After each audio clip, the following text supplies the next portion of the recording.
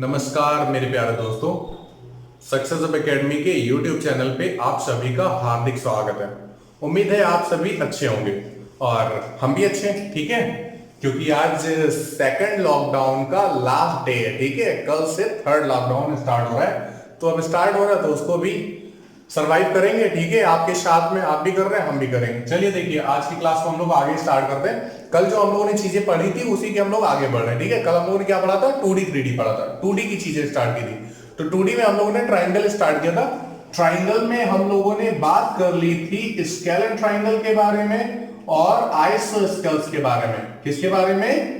Scalene triangle के बारे में और आइसोस्केल्स ट्राइंगल के बारे में बात कर ली थी। हमने आपसे बोला था कि आइसोस्केल्स को ही हम लोग आइसोसेलेस भी बोलते हैं, ठीक है। अब बात आती है इक्विलैटरल ट्राइंगल के बारे में। अब किसके बारे में बात आती है? इक्विलैटरल ट्राइंगल के बारे में। तो ध्यान से समझिएगा, इक्विलैटरल ट्राइंगल से ध्यान रखिएगा, जब भी कभी भी अगर 2D से कोई क्वेश्चन बन रहा होगा एग्जाम में, अगर किसी एग्जाम में 2D से कोई क्वेश्चन आया है और अगर वो ट्राइंगल से आया है, अगर वो कहां से आया? ट्राइंगल से आया है, तो ट्राइंगल से 75% केसेस यहां से इक्विलैटरल से बनते हैं। अगर 4 क्वेश्चन ट्राइंगल के बने होंगे तो 4 में से पक्की बात है 3 क्वेश्चन इक्विलैटरल के रखे हुए होंगे। एक जो क्वेश्चन होगा वो शायद स्केलेन वगैरह से कहीं ना कहीं से बन रहा होगा, ठीक है। तो आपको क्या करना है? आपको सबसे ज्यादा फोकस करना है किस पे? इक्विलैटरल पे। तो आज की क्लास में हम लोग कोशिश करेंगे कि पूरा इक्विलैटरल खत्म हो जाए, उसके बाद में फिर हम लोग आगे की चीजें पढ़ना स्टार्ट कर दें। तो जितना ज्यादा पढ़ पाएंगे उतना ज्यादा से ज्यादा हमारे लिए अच्छा होगा। लेकिन कॉन्सेप्ट हम आपके माइंड में डालने के लिए पूरी कोशिश करेंगे, ठीक है। तो कॉन्सेप्ट डालना मेरी प्राथमिकता है। वीडियो में हम कितना ज्यादा पढ़ा रहे हैं ये चीज ज्यादा प्राथमिकता नहीं देती है, ठीक है। तो चलिए जरा हम लोग बात करते हैं इक्विलैटरल ट्राइंगल के बारे में। एक्चुअल में इक्विलैटरल ट्राइंगल होता क्या है? लास्ट क्लास में आपसे हमने बात की थी, तो हमने आपको बताया था कि जैसे कि कोई भी ट्राइंगल दिया गया है, जैसे कि कोई भी ट्राइंगल दिया गया है, तो इक्विलैटरल ट्राइंगल में होता क्या है कि ट्राइंगल की जो 3 साइड्स होती हैं वो तीनों इक्वल होती हैं। तो आप बोलेंगे अगर ये भी a सेंटीमीटर, ये भी a सेंटीमीटर, तो ये भी कितनी? a centimetre. तो इक्विलैटरल ट्राइंगल में तीनों साइड्स क्या होती हैं? इक्वल होती हैं। और तीनों साइड्स इक्वल होने की वजह से हम लोग इसमें हिंदी में क्या बोलते हैं? समबाहु त्रिभुज। क्या बोलते हैं? समबाहु त्रिभुज का नाम देते हैं, ठीक है। तो चलिए आगे बढ़ते हैं और जरा समझने की कोशिश करते हैं। अच्छा, हम लोग एक और छोटा सा फिगर बना करके रख लेते हैं, ठीक है, उस पे काम करते हैं। ये एक समबाहु त्रिभुज आपको नजर आ रहा हो या ना आ रहा हो, ठीक है, लेकिन इसको मान लो कि ये समबाहु त्रिभुज है, मतलब तीनों भुजाएं बराबर है। अब जब तीनों भुजाएं बराबर होंगी तो आप बोलेंगे ये भी a है, ये भी a है और ये भी क्या है? a है। क्या? तीनों भुजाएं बराबर। अच्छा, अब आगे बढ़ते हैं। आप एक काम करिए, समबाहु त्रिभुज के किसी एक शीर्ष से, समबाहु त्रिभुज के किसी एक शीर्ष से सामने वाली भुजा पर लंब खींचिए। क्या? सामने वाली भुजा पर लंब खींचिए। तो जो किसी समबाहु त्रिभुज के शीर्ष से सम्मुख भुजा पर डाला गया लंब किसका किसका काम करता है? पहली बात, भुजा समद्विभाजक का काम करता है। किसका काम करता है? भुजा समद्विभाजक। भुजा समद्विभाजक का मतलब होता है साइड बाइसेक्टर।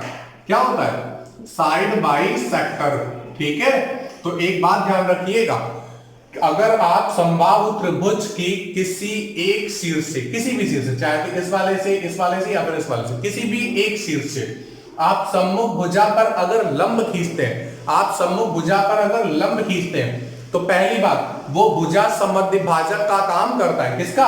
भुजा समद्विभाजक का काम करता है। इसके अलावा एक और काम करता है। क्या? ये देखिए भाई, जैसे कि अगर ये पूरा एंगल, हमने आपसे बोला कि अगर ये पूरा एंगल थीटा होगा तो पक्का है ये θ/2 होगा और ये भी कितना होगा? θ/2 होगा। मतलब ये है कि ये जो होगा ये कोण समद्विभाजक का भी काम करेगा। किसका काम करेगा? कोण समद्विभाजक का भी काम करेगा। जा बना हुआ है, ठीक है, ध्यान से समझ लेना। कोण समद्विभाजक को हम लोग बोलते हैं एंगल बाइसेक्टर। क्या बोलते हैं? एंगल बाइसेक्टर बोलते हैं। तो हम यहां से एक काम करते हैं, θ/2 अभी के लिए हटा देते हैं क्योंकि हमें इसकी अभी कोई जरूरत है नहीं, ठीक है ना। तो इसको यहां से हमने थीटा बटा। अच्छा, एक हम काम करते हैं, इनकी जरा नेमिंग कर देते हैं। ये ए है, ये बी है, ये सी है और इस पॉइंट को हम नाम दे देते हैं क्या? डी। अच्छा आप एक बात बताइए, अगर ये डिस्टेंस जो है ये ए है और ये जो डी पॉइंट है ये भुजा को दो भागों में विभक्त कर रहा है, तो एक बात तय है, अगर ये पूरी 10 होगी तो यहां से यहां तक 5 होगी और यहां से यहां तक भी कितनी होगी, 5 होगी, मतलब आधी आधी। तो अगर ये ए है तो ये जो साइड हो जाएगी बी डी, ये कितनी हो जाएगी a/2, और ये जो DC होगी ये भी कितनी हो जाएगी a/2। इतनी बात समझ में आ गई है ना। चलिए आगे बढ़े। चलिए हमें करना क्या है, हम सबसे पहले बात करने वाले हैं पेरीमीटर के बारे में। हम सबसे पहले किस पे बात करने वाले हैं, पेरीमीटर के बारे में। पेरीमीटर मतलब परिमाप। क्या, पेरीमीटर मतलब परिमाप। तो परिमाप क्या होता है, आप जानते हैं परिमाप होता क्या है, परिमाप होता है सम ऑफ आउटर लाइंस। क्या, सम ऑफ आउटर लाइंस। अब सम ऑफ आउटर लाइंस क्या है, ए बी बी सी और सी ए। तो आप ए बी सी कितनी थी, ए, और सी ए कितना था, ए। तो अगर आप ए ए ए को जोड़ लोगे तो फिर कितना आ जाएगा, 3a। तो कहने का मतलब है इक्विलैटरल ट्राइंगल का जो पेरीमीटर होता है वो कितना होता है, 3a होता है। आप जानते हो कि 3 इंटू साइड पढ़ते हैं, साइड ए जो है वो क्या है, साइड ही तो है, तो 3 गुणे भुजा ही तो हम लोग पढ़ते हैं। तो पेरीमीटर मेरे ख्याल से आपको समझ में आ गया होगा। अगर पेरीमीटर आ गया तो फिर हम इसको लिखा क्यों रहने दें, आगे बढ़े, इसको छोड़ दें। चलिए जरा आगे बढ़े ना। देखो हमें अब बात करनी है एरिया के बारे में। हमें अब बात किसके बारे में करनी है, एरिया के बारे में, मतलब क्षेत्रफल के बारे में। हमें क्या करना है, किसी भी इक्विलैटरल ट्राइंगल का एरिया निकालना है। ध्यान समझिएगा, इक्विलैटरल ट्राइंगल का एरिया निकालना है। आपको याद होगा, दावे के साथ में आपको याद होगा 100% है कि √3/4 साइड स्क्वायर होता है। लेकिन हम लोग वहां तक पहुंचते कैसे हैं, हम लोग वहां तक पहुंचते कैसे हैं, ये चीज आपके लिए बहुत जरूरी होगी। एक बात ध्यान रखिएगा, आज हम आपके साथ में डिस्कस कर ही लेते हैं। वैसे हम लोग अपने क्लास में बच्चों से ये चीजें बातें करते हैं, है क्या, जैसे कि अगर आप यहां पे डायरेक्टली फॉर्मूले के साथ में पढ़ रहे हैं, अगर आप यहां पे डायरेक्टली फॉर्मूला लिख दिया गया और उसके साथ में क्वेश्चन पढ़ोगे तो फिर आप एग्जाम को क्रैक नहीं कर पाएंगे, बहुत ही मुश्किल होगा। ठीक है, क्योंकि चीजें याद करके नहीं क्रैक की जा सकती हैं। आप चीजों को पढ़ के समझ के, कॉन्सेप्ट जब तक नहीं क्लियर होगा तब तक आप एग्जाम में सभी क्वेश्चन को हिट नहीं कर सकते। ठीक है, और अब तो आप जानते हो सभी एग्जाम में मेरिट लिस्ट बनती है। ठीक है, तो अगर मेरिट बनती है तो हमें क्या करना है, उस लिस्ट में ऊपर आना है। हमें क्या करना है, उस लिस्ट में ऊपर आना है। और अगर उस लिस्ट में ऊपर आना है तो मैथ जैसा सब्जेक्ट बहुत इंपॉर्टेंस रखता है कि अगर हमारे एग्जाम में अगर सपोज करो 30 क्वेश्चन मैथ के आ रहे हैं तो हम उनको क्या करें, 30 आउट ऑफ 30 करने की कोशिश करें। अप्रॉक्सीमेट 29 तो हम हर हाल में कर लें। ठीक है, और ये ध्यान रखिए 29 तो सभी करते हैं, आपको क्या करना है, आपको 30 करना है। और 30 करने के लिए मेहनत करनी है। कोई भी बच्चा हतोत्साहित ना हुआ करे। क्यों, अगर आप धीरे धीरे मेहनत करेंगे तब आप आगे बढ़ पाएंगे। तो चलिए यहीं से ध्यान रखिएगा, बीच बीच से क्वेश्चन बनते हैं। आपसे कभी भी क्षेत्रफल का फॉर्मूला नहीं पूछेगा या फिर क्षेत्रफल से सवाल नहीं पूछेगा, आपसे उसके बीच की चीजें पूछेगा। ठीक है, तो चलिए जरा स्टार्ट करते हैं। और मेरे एक दावा है, इक्विलैटरल ट्रायंगल से जितने भी क्वेश्चन बनते हैं, क्षेत्रफल और पेरीमीटर से संबंधित जितने भी क्वेश्चन बनते हैं वो इसके बाहर नहीं जा सकते। कोई भी एग्जाम उठा के देख लेना। ठीक है, आप 10th लेवल के बाद से कोई भी एग्जाम हो जाए, ठीक है, एसएससी का दे दो या फिर किसी भी एग्जाम में दे दो, सभी में यहीं से क्वेश्चन आ जाने। ठीक है, टीडी वगैरह तो काफी फिर थोड़ा सा सिंपल एग्जाम क्वेश्चंस आ जाते हैं। चलिए देखिए एरिया, क्षेत्रफल, हमें क्या करना है। अच्छा एक बात बताइए, लास्ट क्लास में हमने आपसे बोला था कि जो एरिया का फॉर्मूला होता है वो क्या होता है, 1/2 base into corresponding height. Base मतलब आधार और करस्पॉन्डिंग हाइट मतलब ऊंचाई, संगत ऊंचाई। चलिए बात करते हैं, हमें क्या करना है, 1/2 इंटू बेस। तो बेस तो हमें ये देखो दिया है कितना, a, बेस हमें a दिया है, लेकिन यहाँ पे करस्पॉन्डिंग हाइट हमें नहीं पता है। क्या करस्पॉन्डिंग हाइट AD पता है, नहीं पता है। तो जिस तरीके से हमने कल आइसोसेलेस ट्राइंगल में हाइट निकाली थी वैसे हम लोग यहाँ पे भी निकालते हैं। तो एक काम करते हैं, इस चीज को अभी हम थोड़ी देर बाद में समझते हैं। सबसे पहले हम लोग एक ट्राइंगल ले लेते हैं, ट्राइंगल ABD। इन और ट्राइंगल ABD में आप देख रहे हैं ABD एक राइट एंगल ट्राइंगल है, एक समकोण त्रिभुज है, क्योंकि यहां पर क्या बन रहा है, यहां पे 90 अंश का बन रहा है। और अगर कोई समकोण त्रिभुज बना होगा तो उसमें कर्ण का जो वर्ग होता है, हिपोटेनस का जो स्क्वायर होता है, AB का स्क्वायर, वो इक्वल होगा बाकी की दोनों साइड्स के स्क्वायर के सम के। तो आधार का वर्ग BD का वर्ग प्लस लंब का वर्ग मतलब AD का वर्ग। लंब मतलब क्या है? परपेंडिकुलर। ये परपेंडिकुलर, ये बेस और ये हिपोटेनस। ठीक है, चलो भाई वैल्यू रख लेते हैं, उसके बाद फिर हमें AD का मान निकालना है। अच्छा, हम एक काम कर लेते हैं, AD की वैल्यू हम लोगों ने h मान ली है। AD की वैल्यू हम लोगों ने क्या की? h मान ली। चलो जरा देखिए, AB का जो मान है वो A है, तो यहाँ पे A का वर्ग हो जाएगा। BD की वैल्यू कितनी है? A नहीं है, A/2 है। कितनी है? A/2। तो A/2 का आप स्क्वायर करोगे तो A स्क्वायर बाई कितना आ जाएगा? 4 प्लस AD का होल ऑफ स्क्वायर। AD की वैल्यू कितनी दी गई? h, तो h का स्क्वायर बना रहेगा। हम एक काम करते हैं, A स्क्वायर बाई 4 को इधर ले आते हैं, तो जैसे ही आप इधर लेके आएंगे तो एलसीएम होगा और घट जाएगा, तो 3A स्क्वायर बाई 4 आता है। ठीक है, लेकिन हम क्या कर रहे हैं, आपको पूरे अच्छे समझा रहे हैं, तो स्टेप बीच में गायब नहीं कर रहे हैं। 4 1 जा 4, यहाँ पे 4A स्क्वायर आएगा, 4A स्क्वायर में से A स्क्वायर जाएगा तो कितना बचेगा? 3A स्क्वायर अपॉन में कितना? 4 इक्वल्स टू h स्क्वायर। आप यहां से वर्ग हटाओगे, यहां पे क्या करोगे? वर्गमूल लगाओगे। तो जब आप वर्गमूल लगाएंगे तो A स्क्वायर है, A स्क्वायर है ना, तो यहां से एक A बाहर आ जाएगा। यहां पे √3 है, तो ये √3 तो ऐसे ही बना रहेगा, और यहां पे 4 है ना, तो 4 निकल के बाहर कितना आ जाएगा? 2। तो ये जो लंबाई आई है √3/2 इंटू A, कितनी? √3/2 इंटू A। इसको आप अच्छे से लिखने के लिए A को आप पीछे भेज सकते हो। A को आप कहां भेज सकते हो? पीछे। ध्यान रखिए, A के ऊपर स्क्वायर रूट नहीं है। तो ये जो h है ये क्या है? ये √3/2A, √3/2 इंटू A। A क्या है? साइड है। कहने का मतलब क्या है, ये जो h थी ये क्या है? ये एक तरह से माध्यिका का काम करती है। माध्यिका मतलब मीडियन का काम करती है। क्या काम करेगी? मीडियन का काम करेगी। तो मीडियन कितनी है? √3/2 इंटू A। आप इसको इस तरीके से भी लिख सकते हो, √3/2 इंटू A के प्लेस पे क्या रखोगे? साइड लिखोगे। क्या लिखोगे? साइड। तो ध्यान से समझिए, सबसे पहली चीज आपसे यही पूछ लेता है, क्या? पहला क्वेश्चन आज का देखो भाई, यदि किसी समबाहु त्रिभुज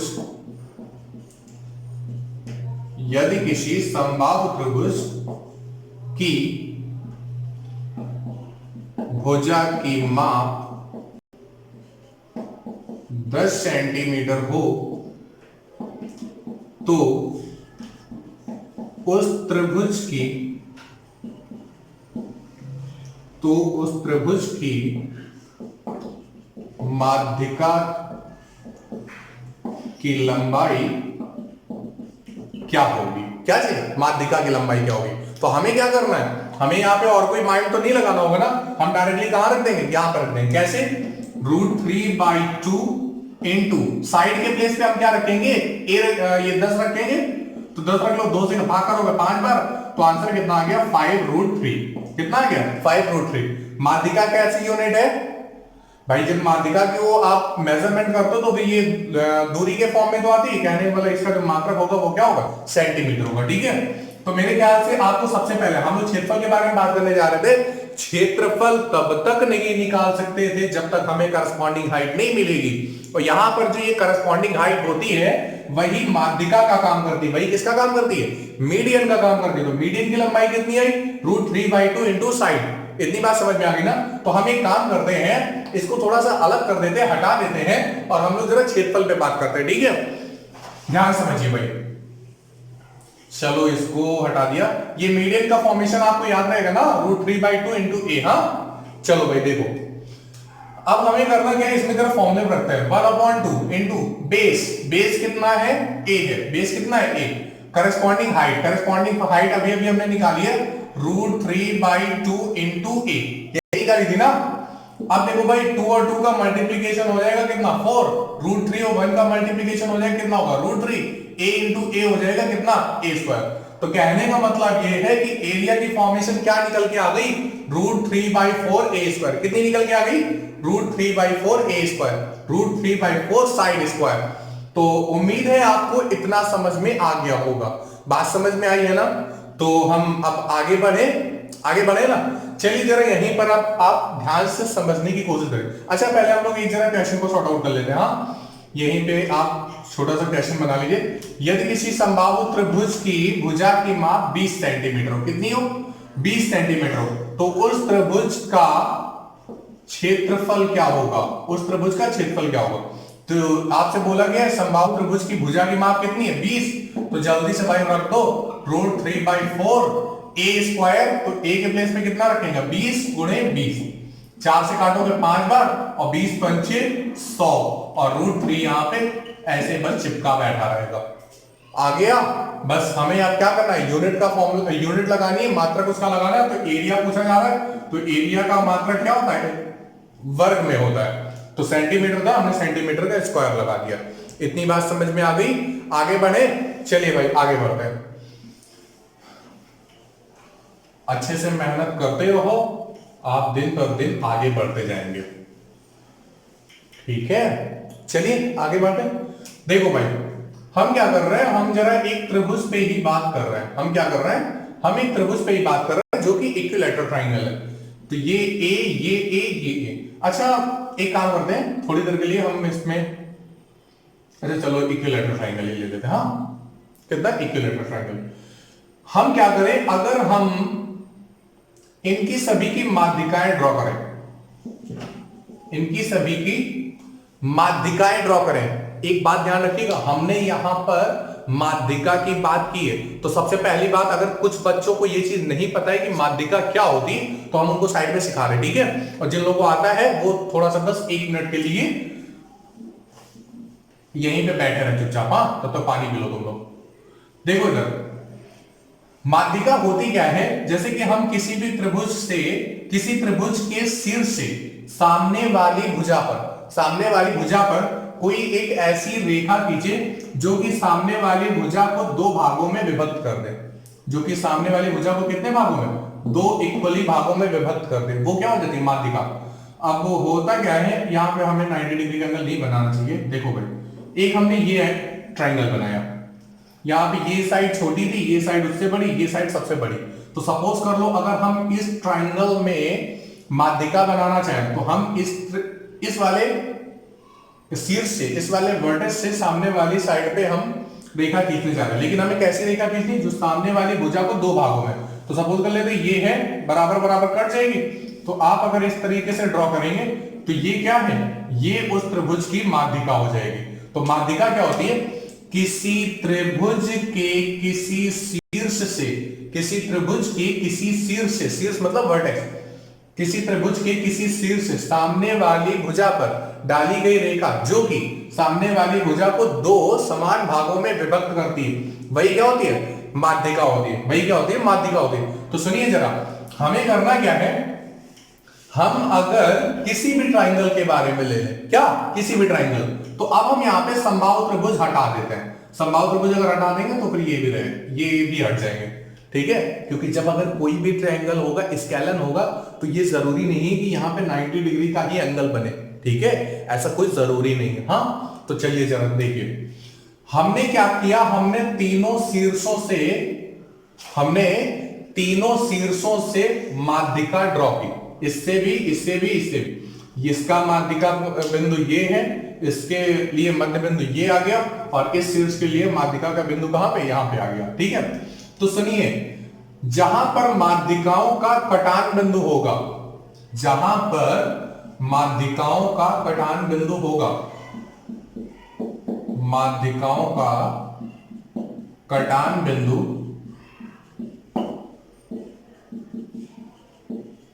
माध्यिका को सदैव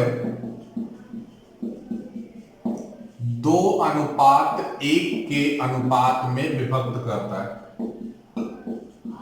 2:1 के अनुपात में विभक्त करता है। आप इस चीज को अच्छे से याद रखिएगा। हाँ आप इस चीज को अभी अच्छे से याद रखिएगा। अभी हम लोग इक्विलैटरल ट्रायंगल में ऐसी ऐसी चीजें हम लोग पढ़ने जा रहे हैं जिसकी यहां से ट्रिक बनेगी, यहीं से ट्रिक बन जाएगी। आप उसे ट्रिक नाम देंगे, वैसे हम आपके माइंड में तो कॉन्सेप्ट डालेंगे, ठीक है। लेकिन होगा क्या, जब आप उस कॉन्सेप्ट को समझ लेंगे तो जो इक्विलैटरल ट्रायंगल से वहां पे क्वेश्चन आते हैं वो बिना पेन चलाए होंगे, बिना पेन चलाए। लेकिन हाँ, उसके लिए आपको समझना जरूरी है।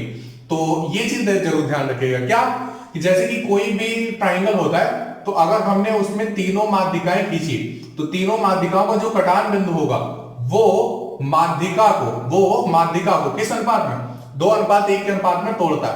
कहने का मतलब ये जो शीर्ष वाला ये भाग अगर 2 होगा तो ये कितना होगा, 1 होगा। अगर ये टोटल 30 है तो ध्यान रखिए ये 20 हो जाएगी, ये 10 हो जाएगी। कहने का मतलब क्या है, ये 2:1 के अनुपात में टूटेगा। और ये वाली भी जो माध्यिका, ये भी किस अनुपात में टूटेगी, 2:1 के अनुपात में टूटेगी। इतनी बात तो समझ में आ गई ना। तो मेरे ख्याल से ये चीज तो समझ में आ ही गई होगी, क्या माध्यिकाओं का जो कटान बिंदु होगा वो माध्यिका को सदैव 2:1 के अनुपात में विभक्त करता है। तो फिर ये हटा देते हैं हम, हाँ, और इसके आगे पढ़ने की कोशिश करते हैं, समझते हैं, इसको भी हटा देते हैं। अच्छा है क्या, आप जरा यहां पे दिमाग लगाइए। हमने यहां पे इनकी नेमिंग कर दी ABC, यहां से A से D पर, B से E पर और C से F पर, ठीक है। अगर हम बोल दें कि ये जो तीनों भुजाएं हैं ये समान है, ये कैसी भुजाएं, समान है, तो फिर आप बोलेंगे ये भी A और ये भी कितनी है, A हो जाएंगी। तो अगर ये तीनों भुजाएं समान हो गई तो ध्यान रखिएगा ये जो माध्यिका होंगी वो पहली बात कोण समद्विभाजक का काम करने लगेंगी। किसका, कोण समद्विभाजक का। दूसरी बात भुजा समद्विभाजक का काम तो करेंगी ही, क्यों, क्योंकि वो तो मीडियंस है, तो भुजा समद्विभाजक का काम पहले से ही कर रहे होंगे। साथ ही साथ यहां पर ये शीर्षलंब बनाएंगे, मतलब यहां पे जो एंगल होगा वो क्या हो जाएगा, 90 डिग्री का हो जाएगा, ठीक है। तो ये शीर्षलंब का काम करेगा, मतलब एल्टीट्यूड बनेगा। इतनी बात समझ में आ गई है ना। तो चलो भाई, हमें बात करनी है कुछ, हाँ, ध्यान से समझते हैं। अच्छा, अगर हम यहीं से अंतःवृत्त बनाना चाहें, तो यहां पे बात आती है अंतःवृत्त की त्रिज्या की। और अगर हम बात करें यहीं से परिवृत्त बनाने की, तो यहीं पर परिवृत्त भी आता है। यहीं से क्या आती है, परिवृत्त भी आता है। तो ध्यान रखिएगा, अभी के लिए हमने इनको ए मान लिया है, ठीक है। मतलब ये जो त्रिभुज हो गया है ये समबाहु त्रिभुज है। ये कैसा त्रिभुज है, समबाहु त्रिभुज है। अब इस समबाहु त्रिभुज में हमें अंतःवृत्त की त्रिज्या के बारे में बात करनी है। अंतःवृत्त की त्रिज्या, रेडियस ऑफ इनर सर्कल। तो चलो अब यहीं से बस ध्यान से सुनना, ठीक है, ध्यान से समझना बहुत अच्छे से, ठीक है। अगर यहां पे आप थोड़ा सा गड़बड़ हुए तो ध्यान रखना ये पूरा कॉन्सेप्ट उड़ जाएगा, ठीक है। और अगर ऐसा उड़ेगा कि आपके माइंड में नेगेटिविटी फैला सकता है कि हम 2D नहीं सीख सकते, लेकिन ध्यान रखिएगा यहीं से सारी चीजें शुरू होती है। बहुत ज्यादा सिंपल है, मेरे ऊपर विश्वास करो। अगर ना सिंपल हो तो कमेंट बॉक्स में लिख देना, पढ़ाना छोड़ देंगे। क्या 2D 3D खुद का पढ़ाना नहीं छोड़ेंगे, ठीक है, वो तो हम पढ़ाते हैं, वो तो मेरा पैशन है। 2D छोड़ देंगे पढ़ाना, ठीक है, क्योंकि हमें विश्वास है कि हम अच्छे से पढ़ा लेंगे। चले आगे बात करें। देखो भाई, मजाक की बातें बात की, अब आगे बढ़ते हैं। अच्छा, एक बात बताइए, ये ए था, ठीक है। तो जब भी कभी भी हम बात कर रहे थे, अगर कभी भी हम बात करेंगे इक्विलैटरल ट्राइंगल में, तो इक्विलैटरल ट्राइंगल की जो माध्यिका होती है वो कितनी होती है, √3/2 इंटू ए। क्या होती है, √3/2 इंटू ए, यही तो होती है। क्यों, यही होती है ना। तो इक्विलैटरल ट्राइंगल की जो माध्यिका होती है वो √3/2 इंटू ए होती है। अच्छा, हमें करना क्या है, आप ये देखिए, ये जो AD होगी, जो AD है, तो AD की लंबाई कितनी है, √3/2 इंटू ए की तो है। AD क्या है, माध्यिका, और माध्यिका की लंबाई कितनी होती है, √3/2 इंटू ए। इसको हम लोग जरा G पॉइंट दे देते हैं, क्या, G पॉइंट। तो हमें क्या करना है, हमें AG की माप निकालनी, मान लेते हैं क्या, AG की माप निकालनी। तो AG की माप निकालने के लिए हम ये चीज बोल सकते हैं कि AG और GD का अनुपात कितना है, 2:1 है। कितना है, 2:1 है। अभी हम लोग एजी की माप नहीं निकालेंगे, हम लोग पहले जीडी की माप निकालेंगे। क्यों? क्योंकि हमें अंतःवृत्त की त्रिज्या निकालेंगे। अंतःवृत्त की त्रिज्या जो बनी है वो जीडी से बनी। किससे? जीडी से, या फिर आप जी बोल सकते हो या फिर आप जीएफ बोल सकते हो। ठीक है, तो इन तीनों की रेडियस से ये अंतःवृत्त बन रहा है। तो हमें क्या करना है, हमें इनकी रेडियस चाहिए। ठीक है, मतलब जीडी की डिस्टेंस चाहिए। तो चले जीडी की डिस्टेंस निकालें। देखो जरा, अच्छा एजी और जीडी का जो अनुपात है वो 2:1 का है। हम अगर थोड़ा सा अर्थमेटिक वाले रूल पे बात करें, सपोज कर लो मेरे पास 300 रुपए है। मेरे पास कितने रुपए हैं? 300 रुपए। हमें अगर वो 2:1 के अनुपात में बांटने हैं, हमने बोला जीडी को कितना मिलेगा, तो आप बोलेंगे जीडी को कितना मिलेगा? 1 मिलेगा। कहां से? 2 और 1 3 से। तो 3 से भाई भाग कर आ दोगे, कितना आ जाएगा? 100 आ जाएगा। तो कुछ आप इसी तरीके से तो बांटते हो। तो हम करने क्या जा रहे हैं, हम इस माध्यिका को भी 2:1 के अनुपात में विभक्त करने जा रहे हैं। तो हम क्या करें भाई, हमें जीडी की माप बतानी है। तो जीडी की माप बताने के लिए क्या करेंगे, √3/2 इंटू ए। इसमें जीडी का पार्ट कितना है? 1। कहां से? पूरी माध्यिका से। पूरी माध्यिका कितनी होगी? 3 पार्ट की होगी। कितनी पार्ट की होगी? 3 पार्ट की। तो जीडी की माप निकालने के लिए, अच्छा √3 से अगर हम 3 में भाग कराएंगे कितना आएगा? √3 आएगा ना। ठीक है, तो जल्दी से भाई जीडी का मान निकाल लो। जीडी की जो वैल्यू आ रही होगी वो कितनी होगी? a/2√3। जीडी की वैल्यू कितनी होगी? a/2√3। तो कहने का मतलब ये है कि किसी समबाहु त्रिभुज में अंतःवृत्त की त्रिज्या क्या होती है? 1/2√3 इंटू ए, या फिर a/2√3। कितनी होती है? a/2√3। इतनी बात समझ में आ गई? अच्छा, हम लोग यहां से जीडी को जरा हटा देते हैं। उम्मीद है आपने नोट कर लिया होगा। अगर ना नोट किया तो 10 सेकंड पीछे को, तो तुरंत नोट डाउन कर लो। ठीक है, अब हमें बात करनी जरा परिवृत्त की त्रिज्या के बारे में। किसके बारे में? परिवृत्त की त्रिज्या के बारे में। वृत्त बिल्कुल सटीक बना है, ठीक है, मजाक मत उड़ाना। हाँ ठीक है, बोर्ड पे बनाया जा रहा है। हाँ चलिए देखिए, अब हमें बात करनी है बाह्य वृत्त की त्रिज्या के बारे में, या फिर परिवृत्त की त्रिज्या के बारे में। मतलब रेडियस ऑफ सरकम सर्कल। क्या? Radius of circum circle. तो चले बात करें। देखो भाई, जो ये एजी पार्ट है, जो ये एजी है, वही तो रेडियस बनाएगी, वही तो त्रिज्या का काम करेगी। मतलब जी क्या होगा? केंद्र होगा। तो इस तरीके से आप वृत्त का निर्माण करेंगे। तो हमें क्या करना है, हमें अब एजी का मान बताना है। तो अगर एजी का मान बताना है तो कहां से? √3/2 इंटू ए से। किससे? √3/2 इंटू ए, मतलब माध्यिका से। माध्यिका कितनी थी? √3/2 इंटू ए। ये कितना पार्ट है? एजी कितना पार्ट है? 2। कहां से? टोटल 3 से। तो 2 से देखो 2 कट जाएगा, और √3 से 3 में भाग कराओगे कितने बार? √3 बार। तो कहने का मतलब यहां पे कितना आ गया? a/√3। कितना आ गया? a/√3। तो सुनिए, ये जो त्रिज्या है ये इनर सर्कल की है। ये किसकी है? इनर सर्कल की है। और a/√3 किसकी थी? a/√3 जो है वो सरकम सर्कल की है, या फिर एक्सटीरियर सर्कल की। एक्सटीरियर सर्कल और सरकम सर्कल वैसे अलग होते हैं, ठीक है, ये हम आपको आगे बताएंगे। अभी हम आपको एक ही चीज नाम दे रहे हैं, ठीक है। तो ये क्या है? ये सरकम सर्कल की रेडियस है। ओके ना, आगे बढ़े तो हम क्या करने वाले, इनको भाई इरेज करने वाले हैं। ठीक है, चलो भाई इसको हम हटा देते हैं और आगे बढ़ते हैं। इसको हमने लिखे रहने दिया ताकि आपको अच्छे से समझ में आए। हाँ, और ये सब कुछ हटा देते हैं। चलिए भाई ध्यान दो, आ गए हम। ये एक ट्रायंगल था, इसमें माध्यिकाएं कुछ इस तरीके से बनी हुई थी। यहां पर कटान बिंदु थे जिसको हमने नाम दिया था ए जी, A B C D E और एफ। ठीक है, और हमने आपसे बोला कि ये जो होते हैं ये 2:1 के अनुपात में कटते हैं। आपसे एग्जाम में क्वेश्चन कैसे पूछता है, सुनिए भाई।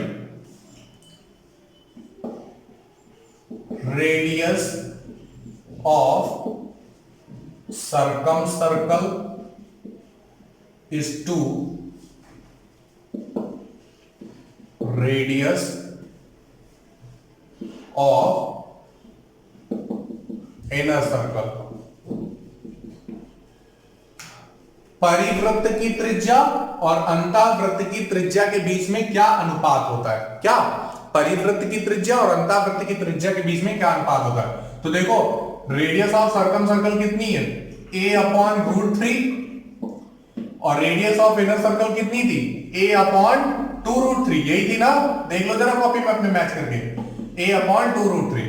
तो हमें अनुपात निकालना है, √3 से √3 कट जाएगा, a से a कट जाएगा, तो अनुपात जो है वो कितना है? 1:2। तो यहाँ पे 2 इधर चला जाएगा, अनुपात कितना आ जाएगा? 2:1। कितना आ जाएगा? 2:1। कितना? 2:1। अच्छा, एक चीज और भाई, अभी जो हमने आपको ये चीज समझाई थी कि जो कटान बिंदु होगा, जो माध्यिकाओं का कटान बिंदु होता है, वो माध्यिका को 2:1 के अनुपात में विभक्त करता है। किस अनुपात में? 2:1 के अनुपात में विभक्त करता है। तो अगर हम आपसे रेडियस ऑफ सर्कम सर्कल और रेडियस ऑफ इनर सर्कल की अगर बात करें, तो रेडियस ऑफ सर्कम सर्कल ये है 2 और रेडियस ऑफ इनर सर्कल कितनी है? ये 1 है। तो यही डायरेक्टली अनुपात हो जाएगा कितना? 2:1। आपको ये सब कुछ करने की जरूरत ही नहीं है। क्यों है? क्या जरूरत? लेकिन हाँ, इसको हमने किस लिए बताया है? ताकि आपको कॉन्सेप्ट अच्छे से क्लियर हो जाए। दूसरी बात, ये दोनों फॉर्मूले आपको अच्छे से क्लियर हो जाए। क्या चीज? ये दोनों जो फॉर्मूले हैं वो आपको अच्छे से क्लियर हो जाए। चलिए एक हम सवाल पे जरा बात करते हैं जो कि एग्जाम में पूछा जाता है। एक समबाहु त्रिभुज की भुजा की माप, एक समबाहु त्रिभुज की भुजा 10√3 सेंटीमीटर है, तो समबाहु त्रिभुज के अंतःवृत्त की त्रिज्या ज्ञात करें। अंतःवृत्त की त्रिज्या क्या होगी? तो देखो भाई, अंतःवृत्त की त्रिज्या हमें निकालनी है ना। अंतःवृत्त की त्रिज्या क्या होगी? a/2√3। तो a के प्लेस पे हम कितना रखेंगे? 10√3 और अपॉन में कितना? 2 और √3। √3 से √3 कट जाएगा, 2 से भाग कराओगे कितना आ जाएगा? 5। कहने का मतलब ये है कि उसमें भुजा की माप कितनी होगी? सॉरी, अंतःवृत्त की जो त्रिज्या की माप होगी वो कितनी होगी? 5 हो जाएगी। कितनी हो जाएगी? 5 हो जाएगी। ठीक है।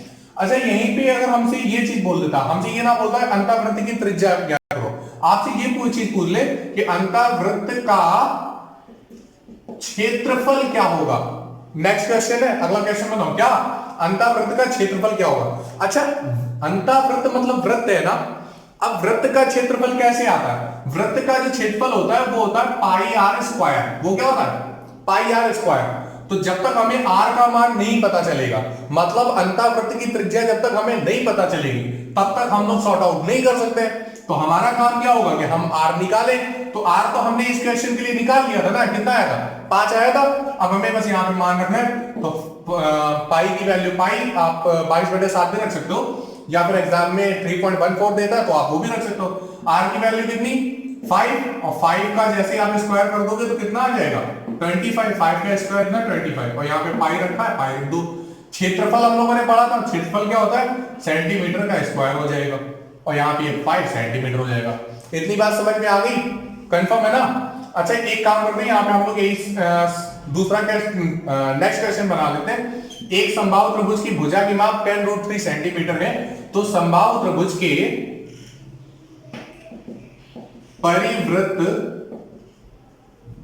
परिवृत्त का क्षेत्रफल क्या होगा? ठीक है। तो देखो भाई, परिवृत्त का क्षेत्रफल कैसे निकालते हैं? परिवृत्त के क्षेत्रफल निकालने के लिए हमें पहले परिवृत्त की त्रिज्या पता होनी चाहिए, और परिवृत्त की त्रिज्या हम लोग किससे निकालते हैं? a/√3 में। तो a की वैल्यू कितनी होती है? 10√3/√3 हम रखेंगे, √3 से √3 कट जाएगा, मतलब 10 सेंटीमीटर। ये किसकी माप आ गई? ये माप आ गई है परिवृत्त की त्रिज्या की। हमें क्या करना है? हमें परिवृत्त का क्षेत्रफल निकालना है। तो परिवृत्त का क्षेत्रफल मतलब वृत्त का क्षेत्रफल, तो कितना? πr²।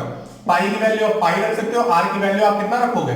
10। 10 का वर्ग, 10 का वर्ग कितना? 100, और पाई चुपचाप रिस्पेक्ट के साथ में लगा देना, आंसर आ जाएगा। सेंटीमीटर दिया तो यहाँ पे जो आंसर आएगा वो किसमें आएगा? सेंटीमीटर स्क्वायर में आएगा। किसमें आएगा? सेंटीमीटर स्क्वायर में आएगा। उम्मीद है कि आपको इतना सब कुछ समझ में आ गया होगा। ठीक है।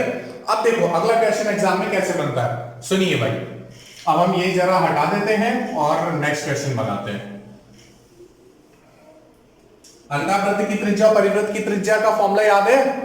बताओ। अच्छा, अंतःवृत्त की त्रिज्या का फॉर्मूला क्या होता है? कुछ लोगों से गलती है, कुछ लोगों का सही हुआ है। चलो अच्छा, आपका सही हुआ है, इस बात की हमें खुशी है। चलिए देखिए, हम अब बात करने वाले हैं area of circum circle of equilateral triangle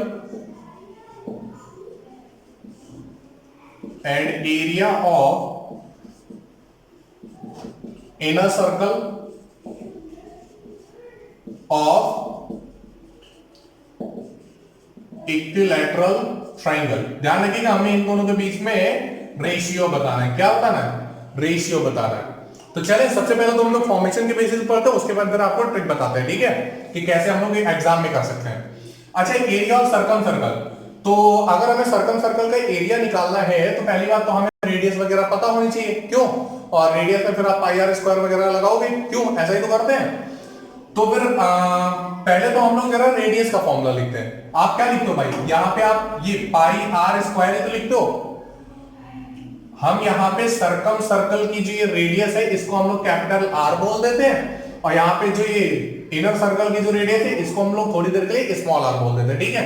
तो देखो, इक्विलैटरल के लिए सर्कम सर्कल के लिए पाई आर स्क्वायर यूज कर रहे हैं, और यहां पर इनर सर्कल के लिए हम लोग pi small r square use कर रहे हैं। तो पाई से पाई क्या हो जाएगा? एलिमिनेट हो जाएगा। तो आर स्क्वायर और आर स्क्वायर का हमें यूज करना है। आर की वैल्यू आप यहां पे कितनी सर्कम सर्कल के लिए रखोगे? a अपॉन रूट 3 का whole of square is two यहां पे स्मॉल r का होल ऑफ स्क्वायर। तो स्मॉल r मतलब अंतःवृत्त की त्रिज्या कितनी आएगी? a अपॉन 2 रूट 3 का होल ऑफ स्क्वायर, ठीक है। तो देखो भाई, a का स्क्वायर करोगे a स्क्वायर हो जाएगा, रूट 3 का स्क्वायर करोगे 3 हो जाएगा। यहां पे a का स्क्वायर करोगे a स्क्वायर हो जाएगा, 2 का स्क्वायर करोगे 4 हो जाएगा, रूट 3 का स्क्वायर करोगे कितना? 3 हो जाएगा। तो इस 3 से ये 3 एलिमिनेट हो जाएगा, a स्क्वायर से a स्क्वायर एलिमिनेट हो जाएगा। तो 4 कहां पे? ऊपर आ जाएगा, तो 4:1 आएगा। कितना आ गया? 4:1 आ गया है, ठीक है। अब बात ये आती है कि एग्जाम में अगर यही क्वेश्चन आ जाता है तो कैसे करोगे? कुछ लोगों को समझ में नहीं आया, एक बार फिर से समझ लो। यहां पे हम लोग इसको सर्कम सर्कल का एरिया कितना होगा, मतलब सर्कल का एरिया तो कितना? Pi r square. Pi r square यहां पे, पाई आर स्क्वायर यहां पे भी, पाई और पाई आपस में एलिमिनेट हो जाएंगे। यहां पे मैं आर का स्क्वायर करना है, तो त्रिज्या का मान हमने a अपॉन 2 रूट 3 और a अपॉन रूट 3 निकाला था। तो a अपॉन रूट 3 किसका था? सर्कम सर्कल का। तो a अपॉन रूट 3 का स्क्वायर, और यहाँ पे इनर सर्कल का कितना था? a अपॉन 2 रूट 3 का होल ऑफ स्क्वायर। तो जल्दी से आपने क्या किया? इसको सॉर्ट आउट कर लिया, ठीक है। तो यहाँ पे अनुपात कितना आ गया था? 4:1।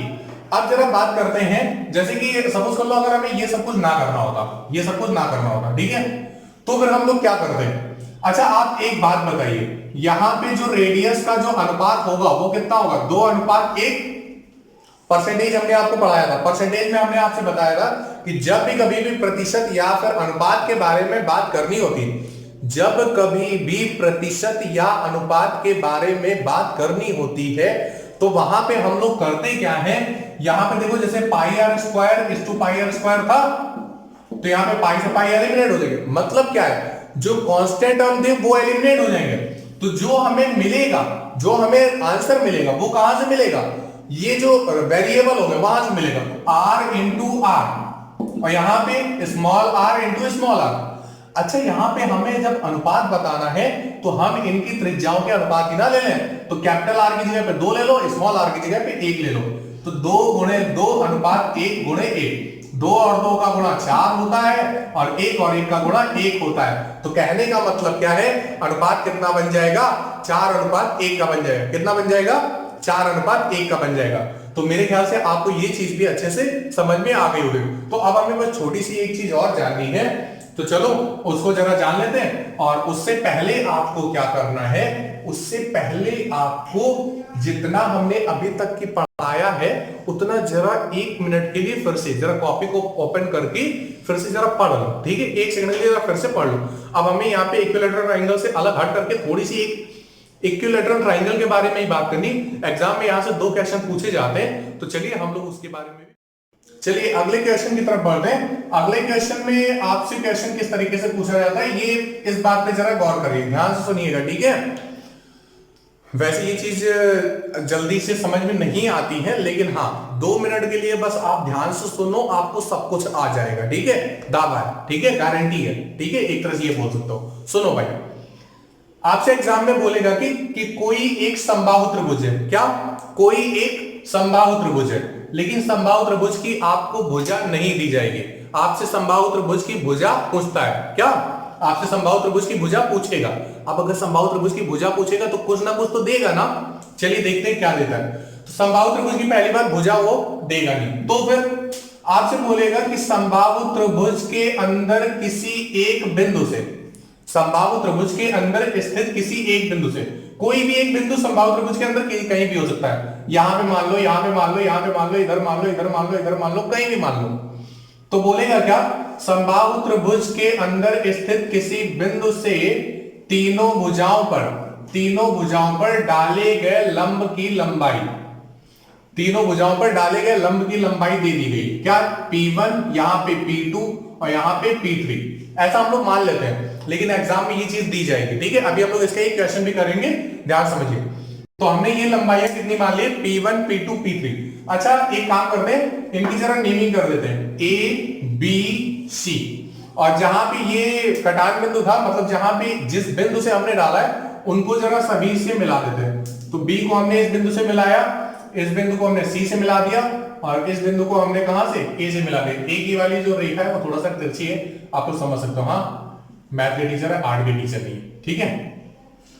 चलिए देखिए, अच्छा ये वाला जो कटान बिंदु है हम इसको P नाम दे देते हैं, क्या इस बिंदु को हम P नाम दे देते हैं। तो एक बात बताइए आप, हमें क्या करना है, हमें यहां पे ये जो साइड होंगी, अभी हमें इसकी माप नहीं पता है, लेकिन हम मान लेते हैं कि ये A है, कितनी A है। परपेंडिकुलर की वैल्यू आपको दी जाएगी, तीनों परपेंडिकुलर की वैल्यूज आपको दी जाएंगी, लेकिन यहां पे हमें A की वैल्यू निकालनी है। देखो कैसे निकाल सकते हैं, पहली बात हम करते कैसे, देखिए जैसे कि सपोज कर लो किसी ट्राइंगल का, इस ट्राइंगल का, ये जो ट्राइंगल ABC है, तो इसका जो एरिया होगा, एरिया ऑफ ट्राइंगल ABC, वो पक्का है किसके बराबर होगा, किसके, इस वाले त्रिभुज, इस वाले त्रिभुज और इस वाले त्रिभुज के योगफल के बराबर होगा। कहने मतलब है एरिया ऑफ ट्राइंगल ABC, अगर आप टुकड़ों में लिखना चाहें तो ऐसे लिख सकते हैं, area of triangle APB, area of triangle APB plus area of triangle BPC, area of triangle BPC plus area of triangle APC, कितना APC। आप इसको तो यूज कर सकते हैं ना। चलिए जरा बात करते हैं। अच्छा एक बात बताओ, एरिया के लिए हम लोगों ने फॉर्मूला पढ़ रखा है 1/2 बेस इनटू हाइट, क्या पढ़ रखा है, बेस इनटू हाइट, ये चीज पढ़ रखी है ना। तो देखो एरिया ऑफ ट्राइंगल ABC होगा क्या, एरिया ऑफ ट्राइंगल ABC, ये भाई एक तो इक्विलैटरल ट्राइंगल है, और इक्विलैटरल ट्राइंगल का जो एरिया होता है वो कितना होता है, √3/4 A²। A का मतलब साइड है, जो कि हमने मान रखी थी, तो A का स्क्वायर, ठीक है। यहां पे देखो एरिया ऑफ ट्राइंगल APB क्या कर रहा है, 1/2 बेस इनटू हाइट, 1/2 बेस, तो AB बेस होगा कितनी, A इनटू हाइट, तो हाइट का काम देखो ये P3 काम करेगा, क्या P3 काम कर रहा होगा, तो हम यहाँ पे P3 रखते हैं, plus area of triangle BPC। तो देखो भाई यहां पे भी 1/2 बेस, बेस कितना है A इनटू हाइट, हाइट कितनी है, यहां पे है P1, ठीक है, प्लस अब यहां देखो एरिया ऑफ ट्राइंगल ACP में, APC में, तो यहां पे भी क्या होगा 1/2 बेस इनटू हाइट, तो ये 1/2 बेस कितना है A और हाइट कितनी है P2, कितनी है P2। इतनी बात समझ में आ गई, चलो आगे बढ़ते हैं भाई। अच्छा यहां पे देखो ये 1/2 और A, 1/2 और A, 1/2 और A, तीनों यहां पे कॉमन है, तो हम जरा इनको कॉमन करके बाहर निकाल लेते हैं, √3/4 A², यहां पे 1/2 इनटू A कॉमन आ जाएगा, तो अंदर क्या बचेगा, P1 plus P2 plus P3, P1 plus P2 plus P3, okay. अच्छा देखो इस A से एक A यहां का कट जाएगा, इस 2 से 4 को काटो कितने बार, 2 बार, ठीक है। हमें मान किसका निकालना है, हमें भुजा का मान निकालना है, हमें किसका मान निकालना, इस भुजा का मान निकालना। अगर हमें इस भुजा का मान निकालना तो ये √3/2 यहां क्या कर रहा है, तो इसको हम उधर भेज देते हैं, तो 2 चला जाएगा ऊपर और √3 चला जाएगा नीचे, तो A बराबर आ जाएगा 2/√3, और यहां पे ये क्या है P1 plus P2 plus P3। A बराबर 2/√3 P1 plus P2 plus P3। चलिए सुनिए जरा, हम एक काम करते हैं, हम यहीं पे एक अगला सवाल ले लेते हैं। यही फॉर्मूला निकल करके आ गया है क्या, भुजा बराबर 2/√3 और तीनों लंबों की लंबाइयों का हमें योग करना है। एक सवाल लेते हैं, जैसे कि हमने बोल दिया कि यदि किसी समबाहु त्रिभुज के अंदर स्थित किसी बिंदु से, यदि किसी समबाहु त्रिभुज के अंदर स्थित किसी बिंदु से त्रिभुज की तीनों भुजाओं पर डाले गए लंब की लंबाई, डाले गए लंब की लंबाई क्रमशः 10√3 सेंटीमीटर, 12√3 सेंटीमीटर तथा 15√3 सेंटीमीटर हो, तो त्रिभुज की भुजा क्या होगी? तो त्रिभुज की भुजा क्या होगी? चलिए देखिए, ये होगी लिखा है ना। देखो होता क्या है, हमें क्या करना है, a = 2/√3 P1 plus P2 plus P3 पे अप्लाई करना है। तो a की वैल्यू निकालनी है 2/√3, तो ये ऐसे ही रहना है। P1 की वैल्यू कितनी 10√3, P2 की वैल्यू कितनी 12√3 और P3 की वैल्यू कितनी होगी 15√3। बस तीनों को हमें ऐड करना है। तो 15 और 12 कितना 27, 27 और 10 कितना 37। तो a = 2/√3 इंटू यहाँ पे टोटल कितना हो जाएगा 37√3। √3 से √3 कैंसिल हो जाएगा, बस हमें क्या करना है आगे मल्टीप्लिकेशन करना। तो a की वैल्यू कितनी आ जाएगी 37 इंटू 2। चलो भाई मल्टीप्लिकेशन करके बताओ कितना होता है 74। कितना हो जाएगा 74। और a की वैल्यू कितनी आ रही होगी 74 सेंटीमीटर। उम्मीद है आज आपने जो भी चीजें पढ़ी होंगी वो काफी अच्छे समझ में आ गई होंगी। और बाय चांस अगर इसमें कोई चीज प्रॉब्लम हो रही हो तो फिर आप हमारे कमेंट बॉक्स पे बताएं, आपकी उस प्रॉब्लम को सॉर्ट आउट किया जाएगा। तो आज की क्लास हम यहीं पर ओवर करते हैं। नेक्स्ट क्लास में जब हम आपसे मिलेंगे तो वहां पर हम लोग क्वाड्रिलेटरल के बारे में बात करेंगे, चतुर्भुज के बारे में बात करेंगे। तो वो भी बहुत ही अच्छा टॉपिक है। और हो सकेगा तो नेक्स्ट क्लास में हम लोग काइट के बारे में बात करेंगे, पतंग के बारे में। ठीक है, तो आज की class over. Thanks a lot.